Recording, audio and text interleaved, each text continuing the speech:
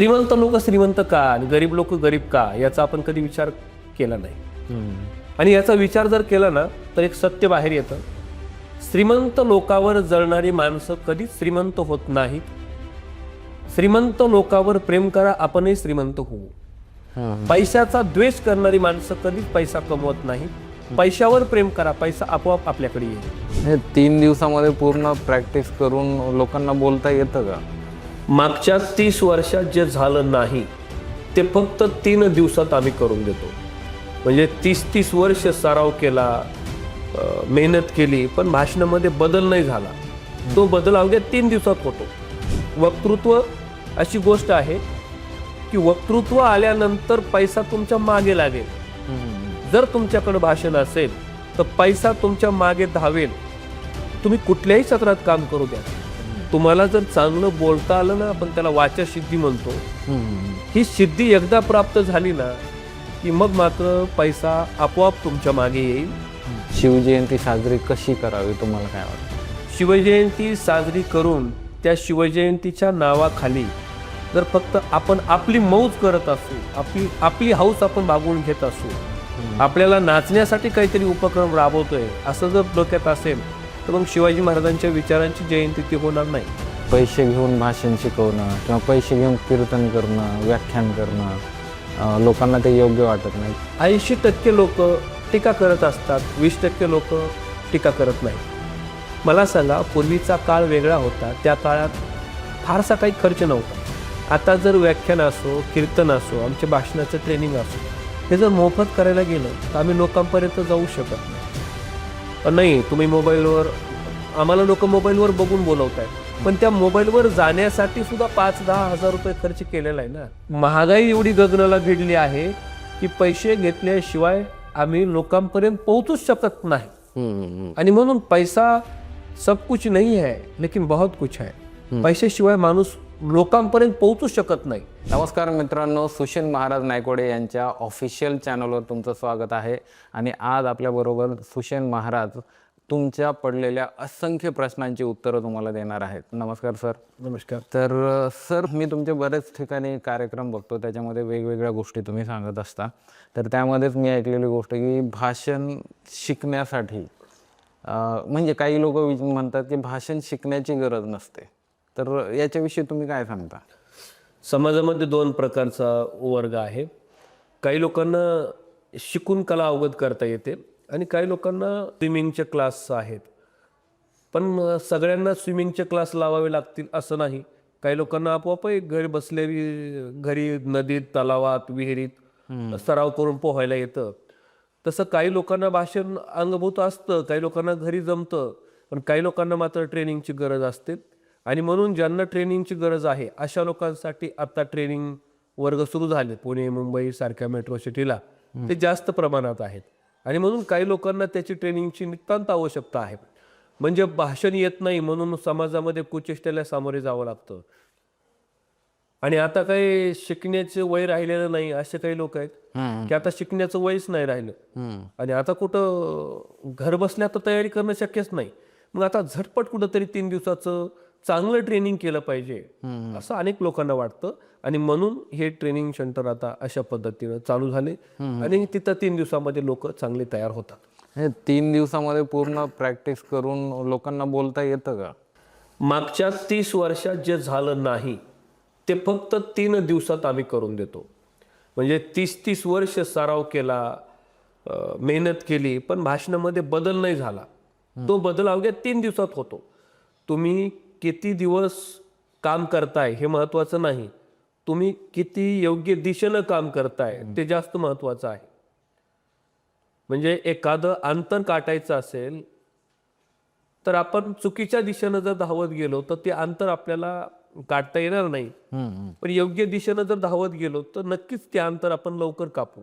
आणि म्हणून तुम्ही किती दिवस भाषणाची तयारी करताय ते नाही महत्त्वाचं, तुम्ही कशा पद्धतीनं भाषणाची तयारी करताय ते जास्त महत्त्वाचं आहे. आणि म्हणून योग्य त्या पद्धतीनं आम्ही 3 दिवसाचं जे प्रशिक्षण आहे योग्य त्या पद्धतीनं योग्य त्या वेळी भाषणाचा सराव प्रचंड करून घेतो आणि टेक्निक सोपे देतो. आणि म्हणून 3 दिवसात माणसं बोलायला लागतात हे माझ्या चॅनलवरच शॉर्ट व्हिडिओमध्ये पाहायला मिळतं सगळ्यांना. तर सर जे आपलं 3 दिवसाचं प्रशिक्षण असतं, निवासी प्रशिक्षण असतं, त्याचं स्वरूप काय असतं? 3 दिवसाच्या भाषण कला प्रशिक्षणामध्ये, निवासी भाषण कला प्रशिक्षणामध्ये तुमची राहण्याची, जेवणाची, राहणं, जेवण, चहा, पाणी, नाश्ता, वही, पेन, नोट्स सगळं काही आम्ही एकाच ठिकाणी देतो. सकाळी 7 वाजल्यापासून, राहणारे लोक निवासी असल्यामुळं सकाळी 7 वाजल्यापासून म्हणजे दिवस निघल्यापासून दिवस मावळेपर्यंत तुम्हाला टेक्निक शिकवणं, तुमचा सराव घेणं अदलून बदलून चालू असतं. आणि दिवस मावळतीच्या नंतर सुद्धा आपण हायटी घेतो आणि हायटीच्या नंतर सुद्धा आम्ही सगळ्यांचं ग्रुप डिस्कशन घेतो. त्या ग्रुप डिस्कशनमध्ये वेगवेगळे प्रश्न तुमच्या मनातले कळतात आणि मग त्याच्यावर काय सोल्युशन द्यायचे ते आम्ही कधी हे प्रशिक्षण संपल्याच्या नंतर देतो. म्हणजे तुमचे 7-8 तास झोपण्याचे आणि इतर विधीचे जर वगळले तर प्रशिक्षण हे झोपेतून उठल्यापासून झोपेपर्यंत चालूच असतं.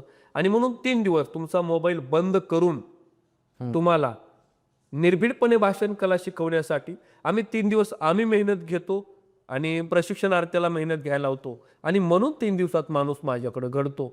हा आतापर्यंतचा 15 वर्षाचा इतिहास आहे. ओके सर, मग जे आपले हे 3 दिवसाचे निवासी प्रशिक्षण जे आहेत ते महाराष्ट्रातल्या कुठल्या कुठल्या ठिकाणी होतात? हे बघा, आता आमचं बऱ्याच दिवसापासून खराडी बायपास चौक, अशोकानगर या ठिकाणी प्रत्येक रविवारी सकाळी 10 ते 1 हे प्रत्येक संडेला असतं. म्हणजे शहरातल्या लोकांसाठी, पुणे आणि पुणे परिसरातल्या लोकांसाठी खराडी बायपास चौकात. त्याच्यानंतर लोणावळ्याला 3 दिवसाचं प्रशिक्षण असतं महिन्याच्या शेवटच्या आठवड्यात, आणि महिन्याच्या पहिल्या आठवड्यात बीड जिल्ह्यात असतं. ते माझ्या स्वतःच्याच हॉटेल आहे. ओके. तो इतरही ठिकाणी, बाकीचे जे ठिकाण आहेत अशा ठिकाणी कधी होतात का आपले? अधूनमधून होतं ते, पण जास्त या 2 ठिकाणी आहे. सर, भाषणामधून पैसा पण कमवता येतो का? पैसा कमवण्यासाठी भाषणच महत्त्वाचं आहे. पैसा कमवता येतो का नाही, तर भाषणामुळे तुम्हाला पैसा कमवता येणारच आहे. म्हणजे वक्तृत्व अशी गोष्ट आहे की वक्तृत्व आल्यानंतर पैसा तुमच्या मागे लागेल. जर तुमच्याकडे भाषण असेल तर पैसा तुमच्या मागे धावेल.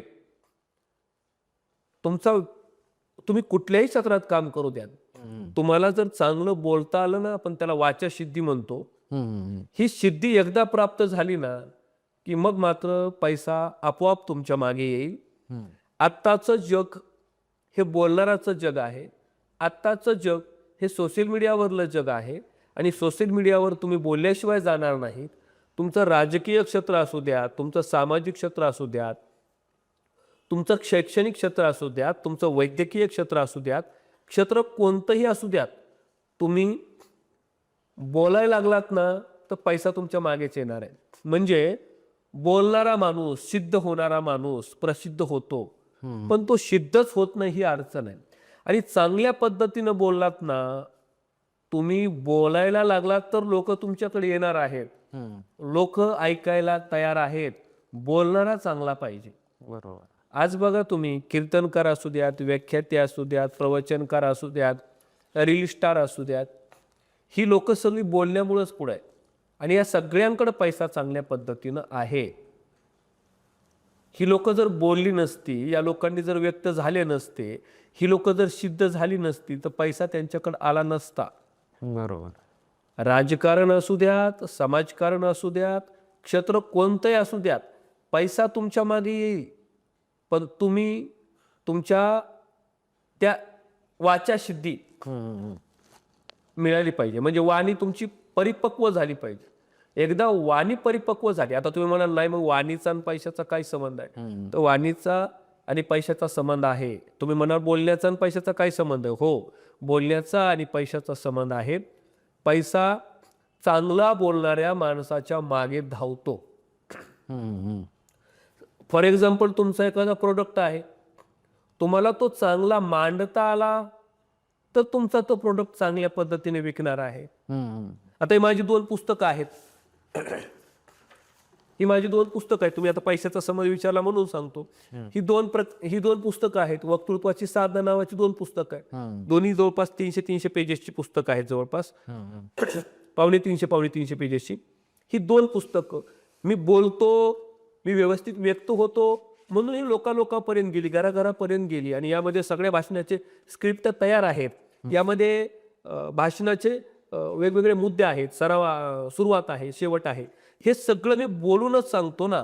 आणि हे बोलून सांगितल्यानं लोक पुस्तक ऑनलाईन मागवतात. म्हणजे बोलण्याचा आणि पैशाचा संबंध आहे. एखादा डॉक्टर त्याच्या सोशल मीडियावर चांगल्या पद्धतीनं व्यक्त होतो, सिद्ध होतो. तो मी देत असलेल्या औषधाचे काय परिणाम होतील चांगले, तो पटवून देतो. म्हणून त्या डॉक्टरकडे आज लोक आहेत. एक लक्षात घ्या, त्याचेच क्लासेस आज चालतात जे सोशल मीडियावर बोलतात. त्याचंच हॉस्पिटल आज चालतं जो सोशल मीडियावर बोलतो. त्याचंच राजकारणामध्ये वल्गला आहे जो सोशल मीडियावर व्हायरल आहे. तुम्ही कुठल्याही क्षेत्रात असू द्या, तुम्ही बोललात, व्हायरल झालात, पैसा तुमच्याकडे ना. आत्ताचं साधं उदाहरण आहे ना, आपला सूरज चव्हाण. तो सिद्ध झाला, तो प्रसिद्धही झाला. आधी तो सिद्ध झाला, म्हणजे बोलणं महत्वाचं आहे. आधी तो सिद्ध झाला म्हणून तो प्रसिद्ध झाला. प्रसिद्ध झाला म्हणून त्याच्याकडे पैसा आला. पैशाच्या मागे जर धावत राहिलोत ना सर, आपल्याकडे पैसा कधीच येत नाही.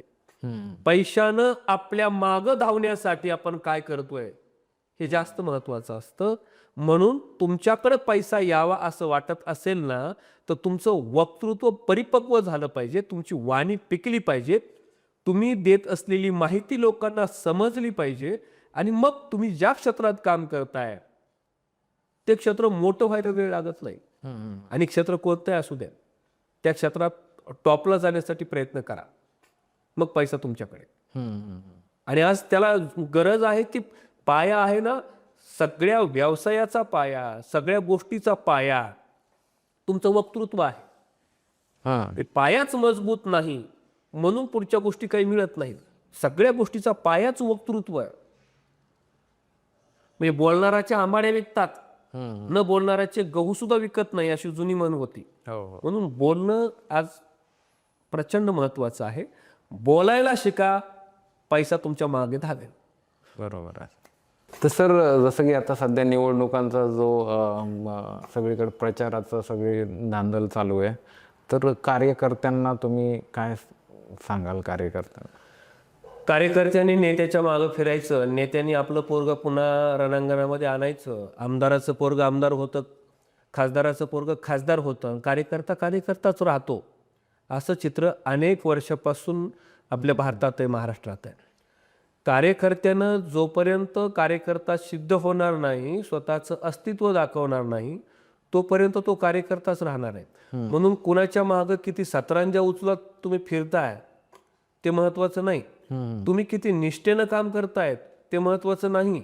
तुम्ही किती प्रामाणिक तुमच्या आमदाराचं आणि खासदाराचं काम करताय ते महत्वाचं नाही.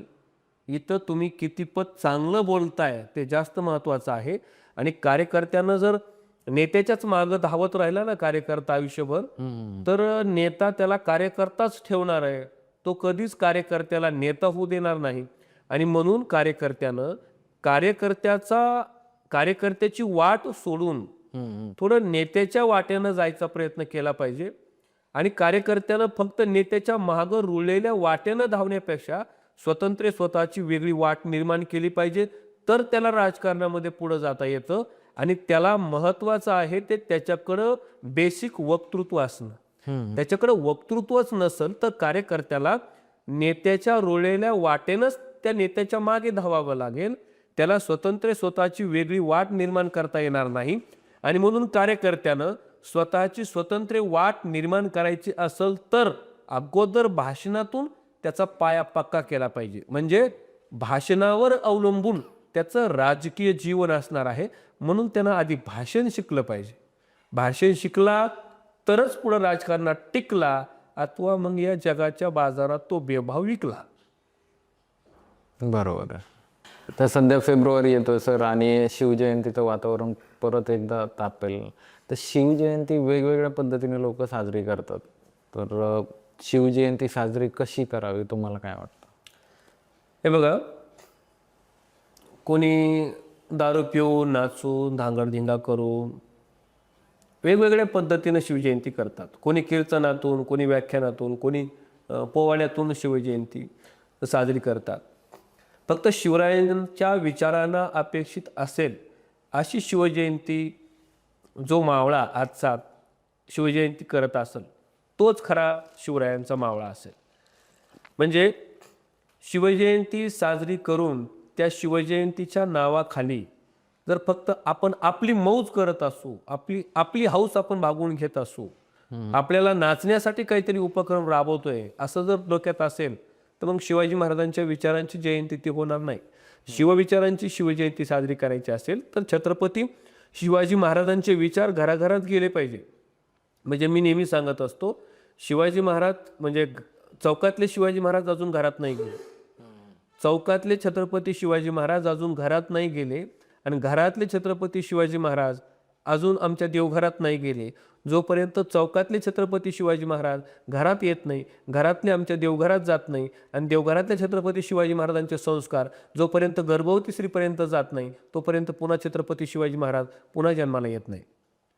छत्रपती शिवाजी महाराज पुन्हा जन्माला यावेसे वाटत असतील किंवा तत्सम विचारांचे पुरुष आता पुन्हा जन्माला यावेत असं वाटत असेल तर आपल्याला ते विचार घराघरात घेऊन गेलं पाहिजे आणि फक्त नाचून दारू पिऊन धांगडधिंगा करून छत्रपती शिवाजी महाराज घराघरात जाणार नाहीत. आणि म्हणून शिवाजी महाराजांचे सच्चे मावळे शिवाजी महाराजच लोकांना कसे कळतील असे उपक्रम घेऊनच शिवजयंती साजरी करतात आणि तेच खरी छत्रपती शिवाजी महाराजांचे मावळे. सर, जसं की तुम्हाला माहिती आहे आजच्या काळामध्ये मोबाईल एक व्यसन बनलेलं आहे, तर मोबाईलचे जे फायदे आणि तोटे याच्याविषयी तुम्हाला काय वाटतं? मोबाईल जर ठरवलं तर मोबाईल वरदान आहे आणि तोच मोबाईल शापसुद्धा ठरतो. मोबाईल एक शापही आहे, मोबाईल एक वरदानही आहे. ज्यानं मोबाईलचा योग्य उपयोग केला त्याच्यासाठी मोबाईल वरदान ठरला आणि ज्यानं फक्त रील्स बघत बसला तासन तास, कुणाची तरी रील्स आपलं स्क्रोल करत बसतोय आणि एक एक रील्स बघत बघत किती वेळ गेला कळतच नाही. म्हणजे मोबाईलच्या रील्स पाहण्याचं एक वैशिष्ट्य आहे, मोबाईलची रील्स कमी वेळाची असते पण मोबाईलची रील्स वेळ कसा घेते कळतच नाही. मोबाईलची रील्स ही फार कमी वेळाची असते पण ती कसा टाइमपास करते, कसा वेळ घेत चालते ते काही कळतच नाही. आणि म्हणून दुसऱ्याच्या रील्स बघत बसणं, रील्स स्क्रोल करत बसणं उगाचच, म्हणजे काही उद्देश नसताना, तर मग मात्र त्याच्यासाठी तो मोबाईल शाप होत चाललेला आहे, हे सत्य आहे. आणि जर मोबाईलचा योग्य उपयोग केला तर मोबाईल त्याच्यासाठी वरदानच आहे. तुम्ही केलेले भाषणं, तुम्ही केलेला व्यवसाय, तुम्ही केलेलं काम जर आज मोबाईलवर आलं तर मोबाईलमुळे तुम्हाला अधिक काम भेटू शकतं. कालांतरानं प्रत्येक व्यवसाय हा मोबाईलवर आलेला असेल आणि म्हणून जो मोबाईलवर दिसेल तोच टिकेल. सर, मग या मोबाईलमुळे अनेक ठिकाणी भांडणं पण होतात, तर तुम्ही पती पत्नीमध्ये पण असे वाद होतात, तर पती पत्नीच्या मध्ये जे वाद होतात त्याची नेमकी कारणं काय असतात? पती पत्नीच्या भांडणातलं आता सगळ्यात महत्त्वाचं कारण आहे तो मोबाईल. म्हणजे मोबाईलमुळं जग जवळ आलं पण जवळ आलेली माणसं सुद्धा मोबाईलमुळे दूर गेली.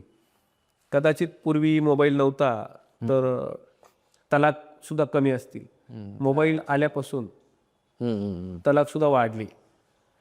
म्हणजे मोबाईलनं संशय बळावला आणि त्यानं पती पत्नीचे जास्त भांडणं व्हायला लागले. नवरा झोपल्यानंतर बायको मोबाईल चेक करूनच झोपते, नवरा झोपल्यानंतर नवऱ्याचा मोबाईल बायको चेक करून झोपते. कायमस्वरूपी संशय त्यांच्या मनात राहायला लागले आणि म्हणून मोबाईलमुळे भांडणं वाढली. आणि मी नेहमी सांगत असतो, जवळ मुलं आहेत, जवळ पत्नी आहे आणि मालक मात्र मोबाईलमध्ये रंगलेले. मुलाला बोलत नाही, तो पत्नीला बोलत नाही, त्याच्या मोबाईलमध्ये तो गुंतलेला असतो. आणि म्हणून मुलावरचं प्रेम, पत्नीवरचं प्रेम कुठंतरी तो मोबाईलला द्यायला लागलाय. एक वेळ बायको 8 दिवस गावाकडे गेली तरी चालतं त्याला, पण मोबाईल 2 दिवस खिशातला त्याच्या बाजूला राहिलेला चालत नाही. बायको महिनाभर माहेरी गेली तरी चालेल, मोबाईल महिनाभर तो त्याच्यापासून दूर ठेवू शकत नाही. एवढं प्रेम, बायकोपेक्षाही जास्त प्रेम आजकाल लोक आता मोबाईलवर करायला लागले. आणि म्हणून मोबाईल तिची सवत असल्यासारखं झालं आहे आता. म्हणून मोबाईलनं जास्त दुरावा निर्माण होतोय, पती पत्नीचाही दुरावा निर्माण होतो आणि घरातल्या सदस्याचा सुद्धा मोबाईलनं दुरावा निर्माण होतो. आणि म्हणून घरातल्या सदस्याचा दुरावा निर्माण होऊच नये यासाठी प्रत्येक मोबाईल वापरणाऱ्यानं तेवढी काळजी घेतली पाहिजे की मोबाईल हे माझ्या प्रगतीचं एक साधन आहे, त्याला साधनच बनवून ठेवलं पाहिजे. मोबाईल हे व्यसन होता कामा नये, आणि व्यसन झालं तर मग नाती तुटली तुमची. बरोबर आहे. सर आता वक्तृत्वाविषयी तुमची एवढा अनुभव आहे, तर तुम्ही काय सांगाल? वक्तृत्व ही साधना आहे ती चमत्कार आहे? वक्तृत्व साधना आहे, पण साधना झाली की मग तो चमत्कार दिसतो. वक्तृत्वाचा एकदम चमत्कार नाही बघायला भेटणार तुम्हाला, पण वक्तृत्वाची साधना झाली, एकदा तुमची वाणी परिपक्व झाली की मग मात्र वक्तृत्वाचा चमत्कारच तुम्हाला बघायला मिळेल. आणि त्यासाठीच माझी ही 2 पुस्तके त्याच नावाने आहेत, वक्तृत्वाची साधना. ही जी 2 पुस्तके आहेत ना, वक्तृत्वाची साधना, घर बसल्या वक्तृत्वाची साधना कशी करावी याच्यासाठी मी निर्माण केले, आणि म्हणून हातोहात अनेक प्रती माझ्या या पुस्तकाच्या विकल्या गेल्या. भाषणाची तयारी घर बसल्याच माणूस करतो, अशा पद्धतीची ही भाग 1 आणि भाग 2 दोन्ही पुस्तके आहेत. म्हणजे साधना करा, चमत्कार आपोआप होईल. वक्तृत्वाची साधना केली ना, मग तुम्हाला वक्तृत्वाचा चमत्कार बघायला मिळेल. सर, आता वक्तृत्व, बऱ्याच लोकांना वक्तृत्व हे स्टेजवर जाऊन बोलण्यासाठी करायचं असतं, परंतु सर काही लोक व्यवसाय करणारे असतात, त्यांना या वक्तृत्वाची काय गरज आहे? सर, कालांतरानं असं होणार आहे की तुमचा प्रत्येक व्यवसाय, ज्याचा व्यवसाय मोठा, त्याचे फॉलोअर्स पण मोठे असले पाहिजे. तुमचा व्यवसाय कितीपत मोठा करायचा हे तुमच्या सोशल मीडियावर अवलंबून असणार आहे. आजही बघा, जे सोशल मीडियावर आले त्यांचे व्यवसाय भरभराटीला आले. आता 1 to 1 लोकांपर्यंत जाणं तो काळ संपला सर. आता आपण 1 to 1 लोकांपर्यंत जायची गरज नाही. आता एका क्षणात लोकांपर्यंत जाता येतं, ते साधन भगवंतानं आपल्याला निर्माण करून दिलं आहे, पण दुर्दैवानं त्याचा उपयोग करता येत नाही. आणि म्हणून हॉटेल क्षेत्र असू द्यात, कुठला अन्य व्यवसाय असू द्यात, तुमची जाहिरात जर मोबाईलवर लोकांना दिसत असेल तर ते लोक तुमच्याकडे येतील. म्हणजे जुनी म्हण आहे, जो दिखता है वो बिकता है. दिसलं तर विकलं जातं. आणि म्हणून तुमचं प्रोडक्ट लोकांना दाखवलं पाहिजे तुम्ही. आता जाहिरातीचे प्रकार सुद्धा बदलले. पूर्वी जाहिरात पेपरच्या मधून दिली जायची, पॉम्पलेट छापून दिली जायची. आता फारसे पॉम्पलेट आणि पेपरमधून जाहिरात तुम्हाला दिसणार नाही. आता सगळ्या जाहिराती मोबाईलवर आल्या, आणि म्हणून तुम्हाला जर यशस्वीच व्हायचं असेल ना, तर तुम्ही सुद्धा मोबाईलवर दिसलं पाहिजे. तुमचा व्यवसाय तुम्हाला वाढवायचाच असेल ना, तर तुमचा व्यवसाय मोबाईलवर आला तर व्यवसाय मोठा होणार आहे. तुमचा व्यवसाय जेवढ्या लवकरात लवकर मोबाईलवर येईल आणि जास्तीत जास्त लोकांपर्यंत मोबाईलच्या माध्यमातून जाईल, तेवढी तुमची व्यवसायामध्ये भरभराटी राहील. आणि तुम्ही जर मोबाईलपासून अलिप्त राहिलात, आता काही लोक मोबाईलला नावं ठेवतात, नाही असले चाळे आम्हाला करायचे नाहीत, असल्या गोष्टी आम्हाला आवडत नाहीत. अरे बाबा, तुला आवडत नाही ते राहू दे बाजूला. आता तुला काय आवडत नाही ते महत्वाचं नाही, जगात काय चाललंय ते महत्वाचं आहे. मला तसलं आवडत नाही, मी असं करणार नाही. तुझे तत्व, तुझे विचार बाजूला ठेव. जगात काय चालतंय ना ते स्वीकार, आणि तुझा व्यवसाय जगाच्या समोर घेऊन जा, तर तुझा व्यवसाय चालणार आहे. आणि हे सगळं करण्यासाठी ना सर, तुमचा व्यवसाय जगापर्यंत तुम्हाला घेऊन जायचं आहे, तुमचा व्यवसाय लोकांपर्यंत घेऊन जायचं आहे तुम्हाला, तर त्याच्यामध्ये सगळ्यात महत्त्वाचं साधन तर सोशल मीडिया आहेच, मोबाईल तर आहेच, पण त्याच्या पाठीशी एक थोडं रहस्य दडलेलं आहे, आणि ते आहे वक्तृत्व. म्हणजे तुम्ही चांगले सिद्ध झालात तर तुमची ती रील्स लोक पाहणार आहे. तुम्ही चांगले व्यक्त झालात तर तुमचा तो व्हिडिओ लोक बघत बसणार आहे. तुम्ही चांगले व्यक्त झालात तर तुम्हाला लोक ऐकणार आहेत. म्हणजे तुम्ही अगोदर व्यक्त झालं पाहिजे. माझ्या भाषेत सांगतो, तुम्ही अगोदर सिद्ध झालं पाहिजे. सिद्ध झालात तर तुम्ही प्रसिद्ध होणार आहे. आधी सिद्ध व्हा, मग भले मोबाईलवर व्हा, लोकांच्या समोर व्हा सिद्ध. तुम्ही सिद्ध झालात तर प्रसिद्ध झालात, आणि प्रसिद्ध झालात तर मग सगळ्या सिद्धी तुमच्या पाठीमागे येतील. म्हणजे सगळ्यांचा पाया काय आहे तर वक्तृत्व आहे.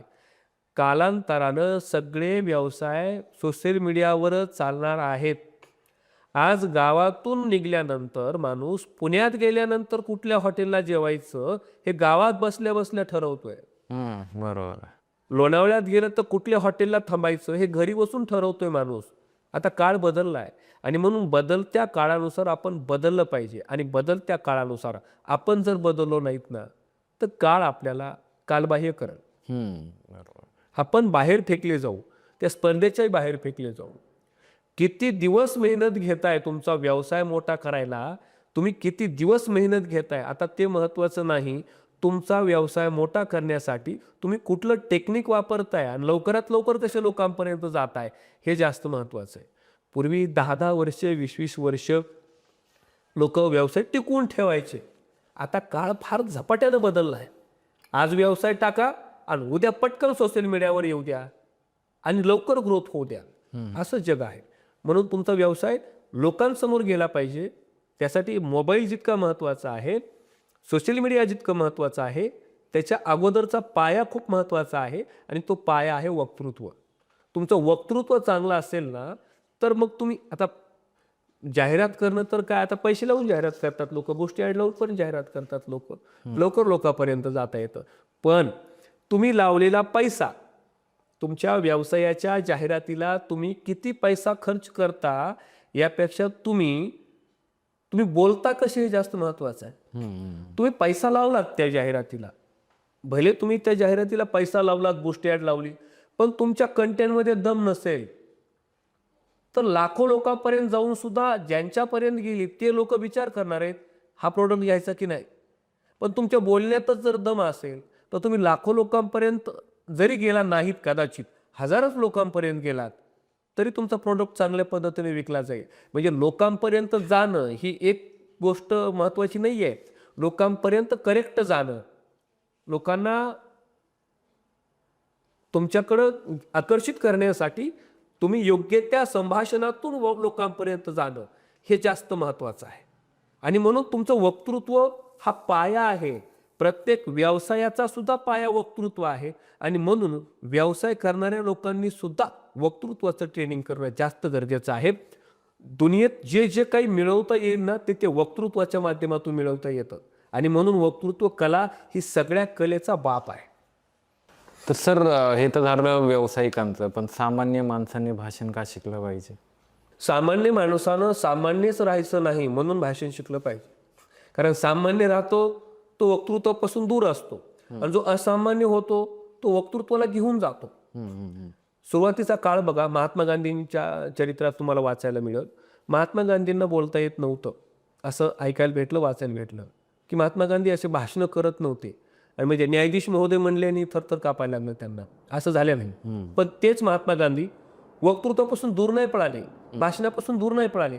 मुद्दाम ते भाषण त्यांनी अवगत केलं, साधना केली, शिकले आणि तेच महात्मा गांधी जागतिक वक्ते झाले. म्हणजे इंग्रजांना भारतातून चले जाऊ ते म्हणाले, भाषणातूनच म्हणाले. ज्यांना भाषण जमत नव्हतं ते भाषणातूनच इंग्रजांना चले जाऊ म्हणतात. त्यांनी ते मिळवलं.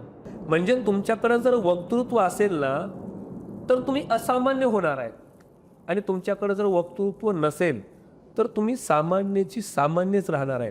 सामान्य माणसाने असामान्य होण्यासाठी पहिला पाया आहे ते वक्तृत्व. तो एकदा मिळवला ना मग त्याची गाडी सुसाट सुटणार आहे. वक्तृत्व नाही म्हणून अनेक लोकांचं नुकसान आहे. सध्या तरी चांगला बोलणारा माणूस कधीच उपाशी मारणार नाही. म्हणजे मी विनोदानं सांगत असतो, एका बसस्टँडवर एक म्हातारी लाडू विकत होती आणि ती बोलायची मथुरेचे लाडू, मथुरेचे लाडू, मथुरेचे लाडू. लोकांना वाटायचं मथुरेवरनं लाडू इथं आलेत काय की, आणि म्हणून लोकांनी ते लाडू घ्यायचे. एक जणांनी विचारलं, हे लाडू खरंच मथुरेहून इथं आणलेत का? तर ती म्हणली नाही, माझं नाव मथुरा आहे म्हणून म्हणले मी मथुरेचा लाडू. विकण्याची कला ज्या माणसाकडे ना त्याचं हे जग आहे आणि जो दिखता है वो बिकता है. तुम्ही फक्त दाखवलं पाहिजे लोकांना आणि त्यासाठी महत्त्वाचं आहे तुमच्याकडे वक्तृत्व कला. तर सर, मग ही वक्तृत्व कला शिकण्यासाठी सुरुवात कधी केली पाहिजे, कुठल्या वयात केली पाहिजे? वक्तृत्व अवगत करायला वयाची गरज नाही. तुम्ही कुठल्याही वयात वक्तृत्वाचं प्रशिक्षण घेऊ शकता. म्हणजे ही कला आहे. कला कधी शिकू शकतो माणूस, त्याला वयाची गरज नाही. कधी कधी लहान मूल सुद्धा चांगलं भाषण करू शकतं. कधी कधी अर्ध्या वयात पण तुम्ही चांगलं भाषण करू शकता जर त्याच्यावर ते मिळवायचं आहे असं ठरवलं तर. कधी कधी म्हातारपणी सुद्धा चांगलं भाषण करू शकतात. चांगलं भाषण करण्यासाठी, चांगलं भाषण शिकण्यासाठी वयाची कधीच अट राहत नाही. सर, फक्त श्रीमंतच लोक आपल्याकडे प्रशिक्षण घेऊ शकतात का गरीब लोक पण घेऊ शकतात? तसं श्रीमंत लोकांना मी लोणावळ्यात प्रशिक्षण ठेवलं आहे की तिथे चांगल्या हॉटेलला आम्हाला ते प्रशिक्षण करता येईल. श्रीमंत लोक येतात, गरीब लोक येतात. सर, प्रशिक्षण भाषण कला शिकायला गरीब श्रीमंत, गोरा काळा, जातपात अशी काही संबंध नाही. प्रत्येकाला ज्याला करिअर करायचं आहे, ज्याला काहीतरी वेगळं करायचं आहे, अशी लोक भाषण शिकायला येतात. आणि मग त्याच्यामध्ये काही श्रीमंत आहेत, काही गरीब आहेत. श्रीमंत लोक मी लोणावळ्यात घेऊन जातो का, तर तिथं हॉटेल चांगले आहे आणि सामान्य लोक जास्त माझ्या हॉटेलला येतात तिकडं. सर्वसामान्य लोक गावाकडं भक्तिशक्ती हॉटेल आहे वडवणी तालुक्यात, त्या ठिकाणी म्हणजे श्रीमंत येतात, गरीबही येतात. भाषण हे सगळ्यांना शिकायचं आहे. काळा असो, गोरा असो, कुठल्या जातीचा असो, कुठल्या धर्माचा असो, श्रीमंत असो अथवा गरीब असो. सर हे जे गरीब आणि श्रीमंत हा जी दरी आहे ही नेमकं कशामुळे असते? हे बघा सर, श्रीमंत लोक श्रीमंत का आणि गरीब लोक गरीब का याचा आपण कधी विचार केला नाही. आणि याचा विचार जर केला ना तर एक सत्य बाहेर येतं. श्रीमंत लोकांवर जळणारी माणसं कधीच श्रीमंत होत नाहीत. श्रीमंत लोकांवर प्रेम करा, आपणही श्रीमंत होऊ. पैशाचा द्वेष करणारी माणसं कधीच पैसा कमवत नाहीत. पैशावर प्रेम करा, पैसा आपोआप आपल्याकडे येईल. एखादा माणूस प्रगती करत असेल तर त्याच्यावर जळण्यापेक्षा त्याने केलेली प्रगती आपल्यालाही कशी करता येईल म्हणून त्याचा अभिमान आपल्याला वाटला पाहिजे, आपलाही नक्कीच प्रगती होईल. पैसाच कमवायचा असेल ना तर पैशावर नितांत प्रेम केलं पाहिजे. पैसा कमवणाऱ्या माणसावर सुद्धा प्रेम केलं पाहिजे. पैसा कमवणाऱ्या प्रत्येक माणसावर तुमचं प्रेम असलं पाहिजे. तुमच्याकडे सुद्धा एक दिवस पैसा आल्याशिवाय राहणार नाही. बरोबर. आणि आपण जर पैशावाल्यावर जळायला लागू ना तर मग पैशाला वाटेल नाही याला आपली गरज नाही. पैशावाल्याचा द्वेष केला तर पैसा कधी येत नाही. प्रगतीवाल्याचा द्वेष केला तर आपली कधी प्रगती होत नाही. म्हणून आपण पैसा कमवायचा असेल ना तर पैशावरही प्रेम करा आणि पैसा कमवणाऱ्या माणसाचाही अभिमान राहू द्या. मग द्वेष कमी करा, थोडक्यात द्वेष कमी करा. तर अनेकदा तुमच्या रील्सवर, तुमच्या व्हिडिओजवर पण बऱ्याच कमेंट्स येत असतील की पैसे घेऊन भाषण शिकवणं किंवा पैसे घेऊन कीर्तन करणं, व्याख्यान करणं लोकांना ते योग्य वाटत नाही. तर तुमचं याच्याविषयी तुम्ही काय रिॲक्ट होता? लोकांना काय योग्य वाटतं आणि काय योग्य वाटत नाही ते महत्त्वाचं नाही. 80% लोकांना काहीच योग्य वाटत नसतं. 20% लोकांना सगळं योग्य वाटतं. 80% लोक टीका करत असतात, 20% लोक टीका करत नाहीत. मला सांगा, पूर्वीचा काळ वेगळा होता. त्या काळात फारसा काही खर्च नव्हता. आता जर व्याख्यान असो, कीर्तन असो, आमच्या भाषणाचं ट्रेनिंग असो, हे जर मोफत करायला गेलं तर आम्ही लोकांपर्यंत जाऊ शकत नाही.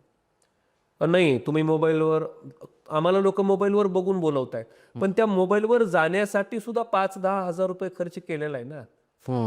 आम्हाला लोक मोबाईलवर बघतात आणि मग बोलवतात की किती छान व्याख्यान करतात, किती छान कीर्तन करतात किंवा किती भारी शिकवतात भाषणाच्या क्लासमध्ये. अरे पण ते मोबाईलवर टाकण्यासाठी सुद्धा 5-10 हजाराचा खर्च आलेला आहे. महागाई एवढी गगनाला भिडली आहे की पैसे घेतल्याशिवाय आम्ही लोकांपर्यंत पोहोचूच शकत नाही. आणि म्हणून पैसा सब कुछ नहीं है लेकिन बहुत कुछ है. पैशाशिवाय माणूस लोकांपर्यंत पोहोचूच शकत नाही.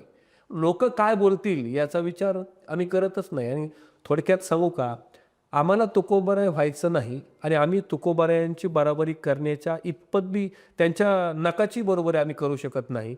आणि म्हणून लोकांनी तुकोबारायांनी असं केलं, माऊलींनी असं केलं म्हणून त्यांच्या पंक्तीला आम्हा सगळ्यांना बसवणं हे अतिशय चुकीचं आहे. ते संत आहेत, आम्ही कीर्तनकार आहेत. ते संत आहेत, आम्ही संत नाहीत. ते संत आहेत, आम्ही फक्त कीर्तनकार आहोत. म्हणजे आम्ही त्यांचे विचार लोकांपर्यंत घेऊन जातोय. थोडक्यात सांगू का, आम्ही काम कशाचं करतो? एखादा व्याख्याता असेल, एखादा कीर्तनकार असेल, काम काय करतो आपण? त्याच्यावर लय पैसे घेतो म्हणून जळू नका, पण तो काम काय महत्वाचं करतो माहिती आहे का? तो प्लंबिंगचं काम कसं करतो? प्लंबर काय करतो माहिती का? नळाला मध्ये जी घाण अडकलेली असते ना, तो नळातली घाण काढल्याशिवाय पाणी मोकळं येतच नाही. तसं लोकांच्या डोक्यातली घाण आम्ही रात्रंदिवस फिरून काढतोय. म्हणून लोकांनी त्याच्यावर जास्त टिप्पणी करू नये, फार टिप्पणी करू नये की तुम्ही पैसे घेऊन करताय म्हणून. आणि पैसे घेऊन जर हे केलं नाही तर हे व्याख्यान असू द्यात, प्रवचन असू द्यात, कीर्तन असू द्यात, लोकांपर्यंत फार जाणार नाही. अरे उलट कीर्तनकारानं, कलाकारानं असं एकमेकांना एअरपोर्टवर भेटलं पाहिजे.